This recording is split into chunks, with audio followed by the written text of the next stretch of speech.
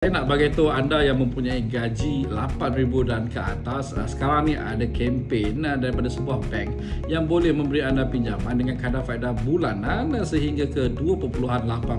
Mohonlah dana ini sekiranya anda rasa anda perlu semaklah berapakah purata kadar faedah anda sekarang. Mungkin ini adalah waktunya untuk anda berjimat dengan membuat pengstrukturan semula komitmen anda. Dana ini adalah dana daripada bank tempatan, ianya boleh dimohon oleh semua rakyat Malaysia. Maklum, tugas kami adalah untuk mendapatkan anda laporan pelapor kredit, memberi konsultasi berdasar laporan pelapor kredit, membantu anda mendapatkan dana ataupun membuat pengstrukturan semula komitmen anda.